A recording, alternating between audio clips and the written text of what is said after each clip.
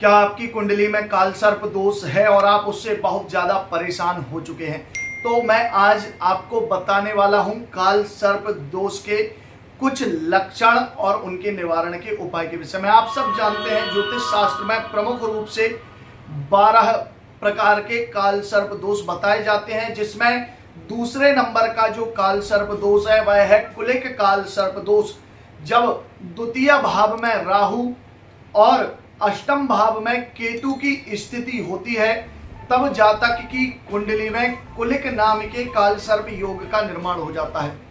और यह काल सर्प योग काफी नुकसानदेह माना जाता है, काफी संकटों भरा माना जाता है और आपके जीवन में काफी परेशानियां भी लेकर आता है।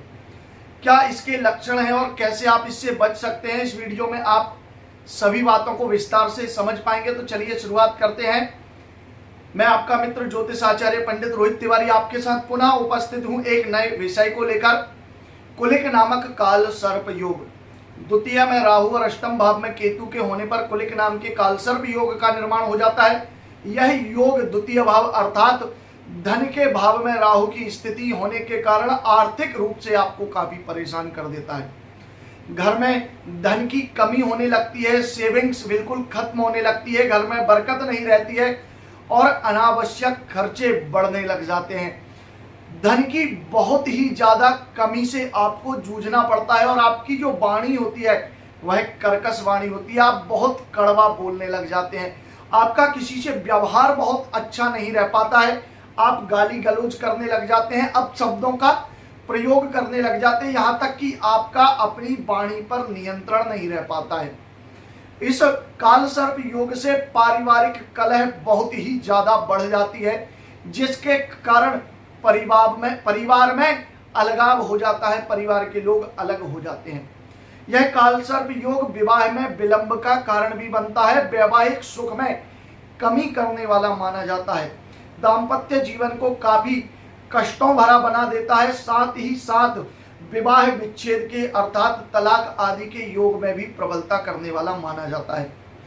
इस योग के कारण गले के रोग होने की संभावनाएं होती हैं, पैर के रोग होने की संभावनाएं होती हैं। विशेष रूप से यह गले और पैर के रोगों में बहुत ज्यादा वृद्धि करने का कार्य करता है। ऐसा जो जातक होता है जिसकी कुंडली में कुलिक काल सर्प दोष होता है, बहुत झूठ बोलने वाला होता है, बात बात में झूठ बोलने वाला होता है और आत्मोत्कर्षवादी, अपनी बड़ाई सुनने वाला और अपने को बड़ा दिखाने वाला और हमेशा दूसरों की निंदा करने वाला ऐसा जातक माना जाता है। जिसकी कुंडली में यह काल सर्प दोष होता है, उसकी पैतृक संपत्ति कितनी भी हो सब नष्ट हो जाती है, अर्थात बर्बाद हो जाती है और उसके पास कुछ भी नहीं रहता है। बुद्धि में बहुत ज्यादा कमी करता है, मानसिक उन्माद, मानसिक पागलपन या बुद्धि को भ्रम में रखता है यह काल सर्प दोष, जिसके कारण आपके निर्णय जीवन भर गलत ही रहते हैं। अचानक संकट आना, जीवन में कई ऐसी परेशानियों को जन्म देने वाला माना जाता है, जिसके कारण अचानक परेशानियां आने लग जाती हैं, संकट आने लग जाते हैं, जिनसे निकलते निकलते आपका पूरा जीवन निकल जाता है। उसके साथ साथ यह वीर्य से संबंधित रोग भी प्रदान करने वाला है, स्वप्न दोष या धात जैसी घातक बीमारियां भी देने वाला माना जाता है। यह योग यदि बहुत प्रबल हो जाता है और पाप ग्रहों का द्वितीय भाव या अष्टम भाव पर प्रभाव हो जाता है, तो इस योग की प्रबलता में वृद्धि हो जाती है, जिसके कारण जातक की अकाल मृत्यु तक संभव हो जाती है या मृत्यु तुल्य कष्ट उसे भोगने पड़ते हैं। जिसकी कुंडली में यह काल सर्प दोष योग होता है, उसके परिवार में अकाल मृत्यु की घटनाएं बहुत ही अधिक घटित होती हैं, दुर्घटनाएं बहुत ज्यादा परिवार के सदस्यों के साथ होती है, यहाँ तक कि जिसकी कुंडली में काल सर्प दोष होता है उसके साथ भी बहुत अधिक घटनाएं घट जाती हैं।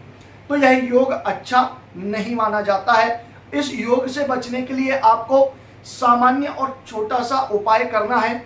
आपको अपने घर के ईशान कोण में मिट्टी के कलश या तांबे के कलश में प्रतिदिन जल भरकर रखना है और रोज सुबह इस जल को घर के बाहर किसी चौराहे पर छोड़ दें और नया जल भरकर पुनः इसे रख दें। इससे इस काल सर्प योग के प्रभाव में काफी कमी आ जाती है और काफी परेशानियों से आप बच सकते हैं।